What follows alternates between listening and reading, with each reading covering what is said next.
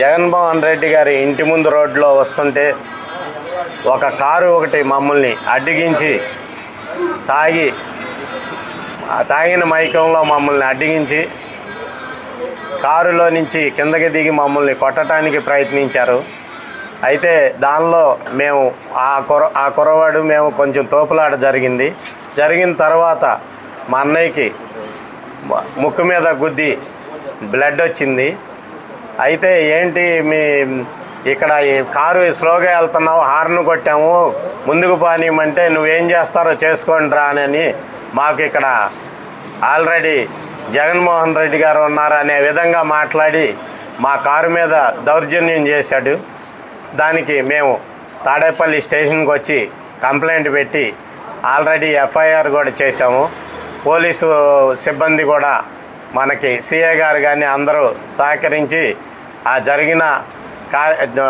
అక్కడ జరిగిన దాన్ని చూసి ఆ కుర్రవాడిని స్టేషన్లో పెట్టడం అనేది జరిగింది. కానీ జగన్మోహన్ రెడ్డి గారు ఇప్పటికైనా తెలుసుకొని కార్యకర్తల్ని కొంచెం ఆపులో పెట్టుకోవటం, పార్టీని డెవలప్మెంట్ చేసుకునే విధంగా ఉండాలి. కానీ ఇంకా అరాచక పాలన మేము సాగించాలని అంటే చూస్తూ ఎవరు ఊరుకోరని ఈరోజు ఈ ప్రెస్ మీట్ పెట్టడం అనేది జరిగింది.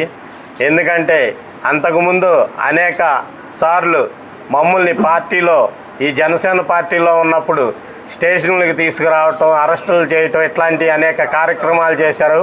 అయినా సరే మేము జనసేన పార్టీ జెండాని భుజాన వేసుకొని 2014 నుంచి ఈ రోజు వరకు కూడా పార్టీని దినదిన అభివృద్ధిగా ముందుకు తీసుకెళ్తున్నాం. ఎందుకంటే మా నాయకుడు ఒక నీతి నిజాయితీ గల నాయకత్వ లక్షణాలు ఉన్నాయి కాబట్టి ఆయన నాయకత్వంలో పనిచేయటానికి ఈ తాడేపల్లి పట్టణంలో నాకు అవకాశం ఇవ్వటం, మన పవన్ కళ్యాణ్ గారు, అదేవిధంగా చెల్లపల్లి శ్రీనివాస్ గారు వారికి మచ్చ లేకుండా ఈ రోజు వరకు కూడా తాడేపల్లిని ప్రజలందరికీ అన్ని విషయాల్లో మేము ముందుండి పార్టీని మరింత డెవలప్మెంట్ చేసుకుంటూ వెళ్తున్నాం.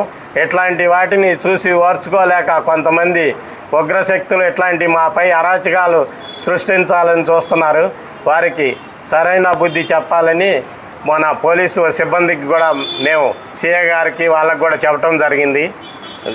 మా అన్నయ్య గారికి నిన్న కొట్టడం జరిగింది, దెబ్బలు కూడా తగిలినాయి. అమ్మటి వెంకటేశ్వరరావు, మా అల్లుడు హరీషు, మేము కారులో ఉండగానే ఇట్లా కారుని అడ్డగించి వాళ్ళ ఇంటి ముందే ఇట్లా చేయటం అనేది చాలా ఘోర. ఇట్లాంటివి రాజకీయాల్లో కరెక్ట్ అయిన పద్ధతి కాదని